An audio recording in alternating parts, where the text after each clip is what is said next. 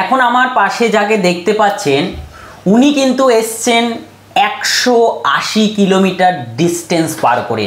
হ্যাঁ, সেই সুন্দরবন থেকে কিন্তু উনি এসছেন কৃষ্ণনগরে 180 কিলোমিটার। তা ওনার মুখ থেকেই আমি জেনে নেব যে ওনার অ্যাড্রেস কি রয়েছে, কটার সময় বাড়ি থেকে বেরিয়েছেন, আমাদের এখানে এসে পৌঁছেছেন। তা তোমার পরিচয়? আমার নাম লোকনাথ সর্দার। তোমার বাড়ি? বাড়ি কালীতলা সুন্দরবন এলাকায়, অত্যন্ত এলাকায়। বাড়ি থেকে কটার সময় বেরিয়েছো? বাড়ি থেকে বেরিয়েছি আমি 5টার সময় বেরিয়েছি। 5টা মানে ভোর 5টা? ভোর 5টা ওখান থেকে বেরিয়েছি। আর এখানে এসে কটায় পৌঁছালে? এখানে এসে পৌঁছলাম 11টার দিকে হবে। তা বাড়ি থেকে এই যে 180 কিলোমিটার তো হবেই মনে হয়, এই যে 180 কিলোমিটারের যাত্রাপথটা তুমি বাড়ি থেকে কিভাবে কমপ্লিট করলে? বাড়ি থেকে প্রথমে বেরিয়েছি আমাদের কালীতলা বাজার থেকে, গাড়ি ধরলাম, অটোতে করে এসে পৌঁছলাম লেবুখালি ফেরিঘাট, ওখান থেকে ভান্ডাখালি খেয়া পার হলাম। আচ্ছা, খেয়া পার হয়ে এপারে আসলাম। আচ্ছা, এসে একটা টোটো ধরলাম, টোটো ধরে আবার একটা ফেরিঘাট পড়লো খুলনা।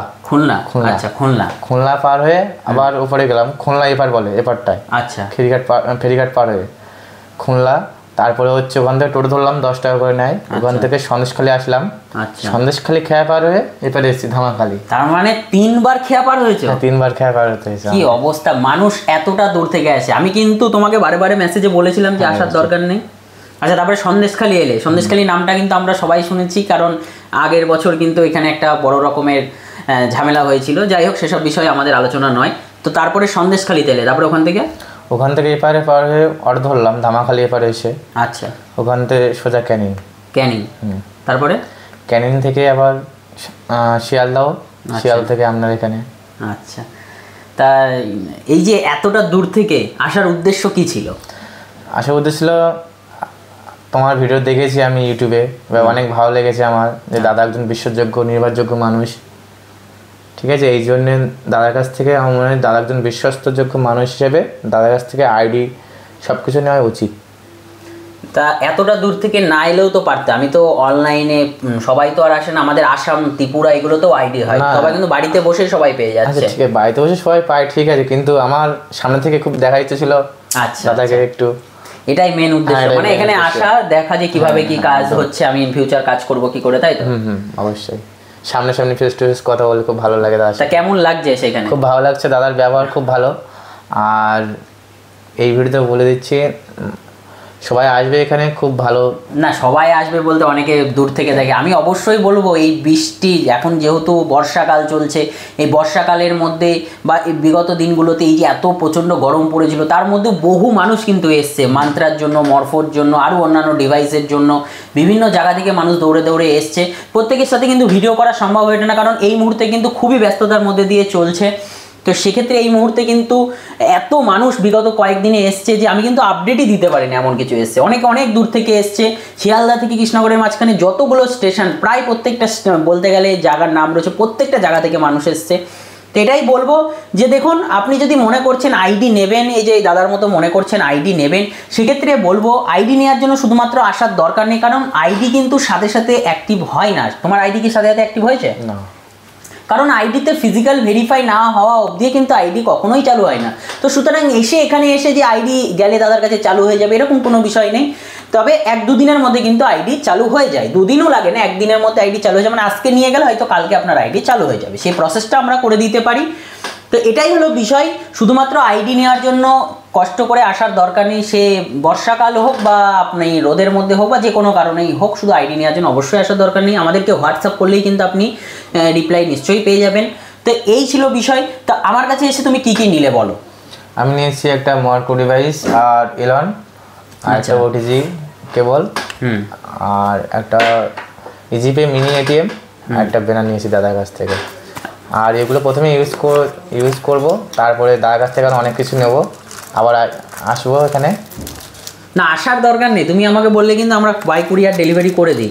যেহেতু তোমার নর্থ 24 পরগনা, মোটামুটি 3-4 দিনের মধ্যে তোমার কাছে মাল পৌঁছে যাবে। এতটা খাটনি করে 3টে খেয়া পার করে, বুঝতে পারছেন, 3টে খেয়া পার হয়েছে, মানে কতটা ভেতরে। কোন জায়গা বলে? কালীতলা বাজার। সুন্দরবন কালীতলা বাজার। তোমার ওখানে নিয়ারেস্ট সব থেকে ফেমাস জায়গা কি রয়েছে? ওখানে নিয়ারেস্ট বলতে ওটাই, আর কোনো জায়গা নেই ওখানে। না মানুষ যেখানে টুরিস্টরা ঘুরতে যায় তোমার নিয়ারেস্ট? আচ্ছা ওটা হচ্ছে সজনেখালি। সজনেখালি ওখান থেকে আছে মানে একদিন লেগে যায় ওখান থেকে যেতে। সজনেখালি অনেক দূর তাই তো? সজনেখালি, বুড়ির ডাবুর। আচ্ছা আচ্ছা আচ্ছা। এমনি তোমার পাশের লোকেশন ফেমাস জায়গা? ফেমাস জায়গা বলতে আমাদের একটা জায়গা আছে শমশেরনগর বর্ডার সাইড বলে। আচ্ছা। ওইখান থেকে মানে ওই পারে বাংলাদেশ দেখা যায় আর কি। ও আচ্ছা, মানে তোমার পুরো বাংলাদেশের বর্ডার এলাকা তাই তো? বর্ডারের সংলগ্ন এলাকা, বুঝতে পেরেছি। মানে কতটা ভেতর থেকে কিন্তু মানে ওপার দিয়ে মানুষজন হাঁটাচলা করলে এপার থেকে দেখা যায়। আচ্ছা, মানে বর্ডারের মিডিল বলতে গেলে এক কথায়। হ্যাঁ।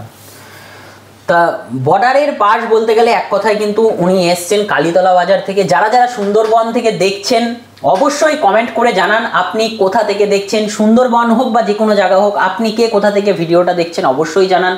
তা এই মুহূর্তে তুমি আইডি নিয়ে গিয়ে তোমার কি দোকান রেডি হয়ে গেছে? তুমি কি কাজ শুরু করতে পারবে? আইডি নিয়ে করতে পারবো। দোকান রেডি? তা এতদিন পর্যন্ত কি কাজ করছিলে? একদিন বাবার একটা চায়ের দোকান ছিল, চায়ের দোকানে কাজ করেছি। আর বাবার চায়ের দোকানটা কোথায় তোমার? ওইখানে পাশেই কালীতলা বাজারে? হ্যাঁ। আচ্ছা, আর ওইখানেই কি দোকানটা খুলছো নাকি? দোকান কতটা রেডি হয়েছে এই মুহূর্তে? দোকান পুরো সব কমপ্লিট হয়ে গেছে। আচ্ছা, শুধু ডিভাইসগুলো নিয়ে বসবো হয়ে যায়। আচ্ছা আচ্ছা। তা আজকে গেলেই সাথে সাথে কিন্তু তুমি রিচার্জের সার্ভিস সবই ইউজ করতে পারবে। সবই আমি রেডি করে দিয়েছি, সেগুলোতে কিন্তু সময় লাগবে না। এলাকাতে কি সাইবার ক্যাফে আছে? তারা কি ভালোভাবে চলছে? হ্যাঁ অবশ্যই চলছে। তাদের যে এফপিএস দিয়ে টাকা তোলা, ফিঙ্গারপ্রিন্ট মাধ্যমে, আধার কার্ডের মাধ্যমে টাকা তোলা, ওটা চলছে।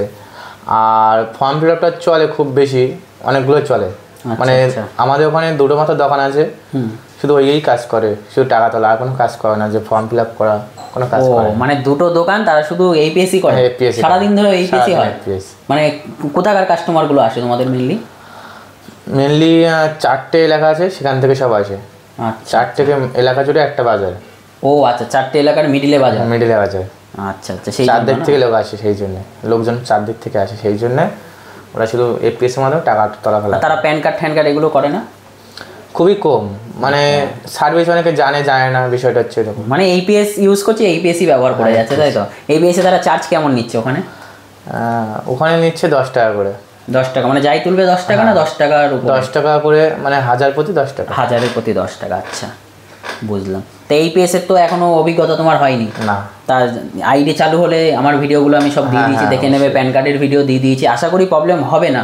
প্রথমবার তো একটু সমস্যা হবে, তারপরে কিন্তু আস্তে আস্তে ব্যবহার করতে করতে করতে করতে অভ্যাস হয়ে যাবে। তো এবার আমাকে বলো, তুমি পড়াশোনা কত দূর করেছো? আমি বিএ 3rd ইয়ার কমপ্লিট করেছি 2021-এ। তা চাকরি বাকরির দিকে গেলে না কেন হঠাৎ এই লাইনে? চাকরি বাকরির দিকে গিয়েছিলাম, কিন্তু ট্রাই করেছি, কিন্তু মানে হয়নি, মাঠ পর্যন্ত গিয়ে আর হয়নি। আর তারপরে আর কিসে ছিল? পুলিশে? হ্যাঁ পুলিশে, কেপিতে ছিল। আচ্ছা। তারপরে ডব্লিউতে ছিল। মানে রিটেন পাস করেছো কিন্তু ফিজিক্যালি গিয়ে অফ হয়ে গেছে। যাই হোক, কোনো ব্যাপার না। তার মানে দ্বিতীয়বার তো রিট্রাই তো করতেই পারতে। রিট্রাই করছি, কিন্তু বাড়ির সাংসারিক প্রবলেমের জন্য আর ওগুলো আর করা হয়নি আর কি। যে ট্রেনিং নিতে হয়, আচ্ছা, কোচিং করতে হতে হয়। বাবাকে বলেছিলাম কোচিং করতে হতে, তাহলে বাড়ির এই সমস্যা পরিস্থিতির জন্য আর বলা হয়ে ওঠে। তোমার বাবার চায়ের দোকান তাই তো? মানে চায়ের দোকানের উপরেই সংসার চলে? আর মা হচ্ছে মানে আইসিডিএস এর মানে কাজ করে। আচ্ছা, তোমার সবাই কাজ করে মোটামুটি। যাই হোক, ফ্যামিলিগতভাবে সবাই সচ্ছল হয় না, কারোর ব্যক্তিগতভাবেও কিন্তু অনেকে পড়াশোনা করার চেষ্টা করলেও করতে পারে না। তা সেটা হয়তো তোমার পরিস্থিতি। তা যাই হোক, যে দোকানটা করছো ভালোভাবে করবে। দেখো, দোকানে সাইবার ক্যাফে ব্যবসাটা এমন একটা ব্যবসা, কিন্তু তুমি এখানে অনেক ভ্যারাইটিস ডিটেলস অ্যাড করতে পারো। তোমার অনলাইন ফর্ম ফিল আপ থেকে এছাড়াও তুমি বিভিন্ন রকমের জিনিসপত্র তুলতে পারবা। আর ফটোশপের কাজটা টুকটাক জানি, ফটোশপের কাজটা। তাহলে তো ফটো তোলারও কাজ করতে পারো, পাসপোর্ট ফটো এগুলোর চাহিদা আছে, এগুলোর চাহিদা আছে। তারপরে যে বাচ্চাদের যে ফটো ফ্রেম বানানো হয়, আচ্ছা, ওগুলো করতে পারবো। তারপরে ফটো ফ্রেমের কাজ।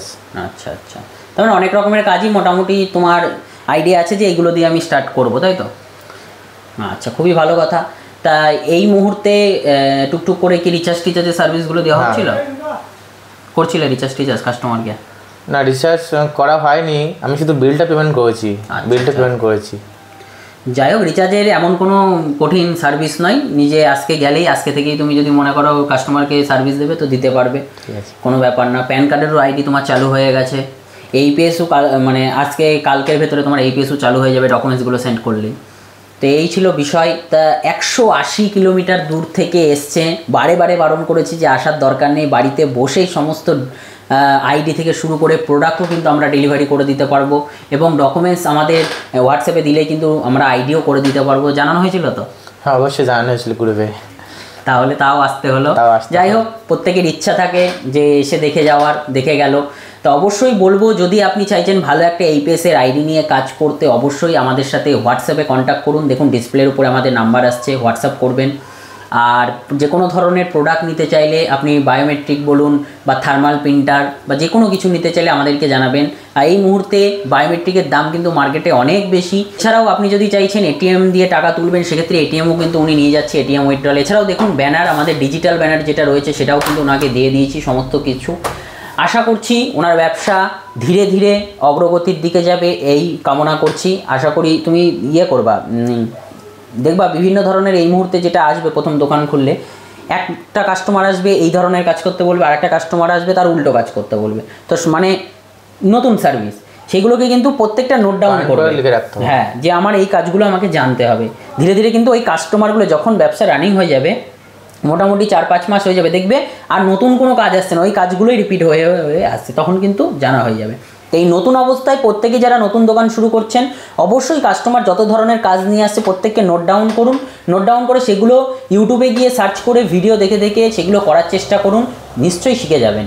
এবং আজকের ডেটে যারা ভালোভাবে দোকান চালাচ্ছে তারা কিন্তু বিভিন্ন সার্ভিস দিচ্ছে, কারণ একটা দুটো সার্ভিস রাখলে কিন্তু ব্যবসা বাড়বে না। তোমারটা হয়তো একদম সুন্দরবনের ভেতরের প্রত্যন্ত এলাকা বলে কিন্তু তারা, তুমি যেটা বললে যে তারা শুধু এইপিএস ব্যবহার করছে, সেক্ষেত্রে কিন্তু চলছে, নাহলে শুধু এইপিএসের উপরে এই মুহূর্তে কিন্তু ব্যবসা করা সম্ভব নয়। তোমাদের ওখানে ব্যাংক কিরকম রয়েছে? ব্যাংক আছে ওখানে, তাও সত্ত্বেও এপিএস চলছে। এপিএস চলছে না? ব্যাংক 3-4টে ব্যাংক হয়েছে, শাখা হয়েছে ব্যাংকের। মানে তোমাদের ওই কালীতলা বাজারের মধ্যে স্টেট ব্যাংকের শাখা আছে, আর হচ্ছে পাঞ্জাব ন্যাশনাল ব্যাংকের শাখা আছে, তারপরে হচ্ছে ওটা কি বলে সেন্ট্রাল ব্যাংকের, আর ওদের বঙ্গীয় গ্রামীণ। আচ্ছা, মানে এতগুলো ব্যাংক থাকা সত্ত্বেও এইপিএস এর মানুষ উপচে পড়ছে। তাও ঠিক আছে, তুমি অলরেডি ভাবনা চিন্তা করেছো, এগোনোর চেষ্টা করো, আস্তে আস্তে ধীরে ধীরে ব্যবসাতে ইনভেস্ট করো, ব্যবসা বাড়াও। বাড়লে অবশ্যই জানাবে যে কেমন চলছে তোমার ব্যবসা। আর অবশ্যই আমি কখনো গেলে তোমাদের সাথে অবশ্যই দেখা করব। আমি বিভিন্ন জায়গাতে যাই, টেলিগ্রামেও পোস্ট করি যে কোন জায়গায় রয়েছে, আশেপাশে যারা থাকে তারা অনেকে কন্ট্যাক্ট করে, প্রত্যেকের দোকান আমি ভিজিট করি। তো এই ছিল বিষয়। যারা চাইছেন ভালো একটা এইপিএস আইডি নিয়ে কাজ করবেন, অবশ্যই আমাদের সাথে কন্ট্যাক্ট করে আপনি নিয়ে নিতে পারেন। তো বন্ধুরা, আজকের জন্য এটুকুই, পরে দেখাচ্ছ না কোনো নতুন একটা ভিডিও নিয়ে। ততক্ষণ পর্যন্ত ভালো থাকবেন, সুস্থ থাকবেন, সাবধানে বুঝে কাজ করবেন।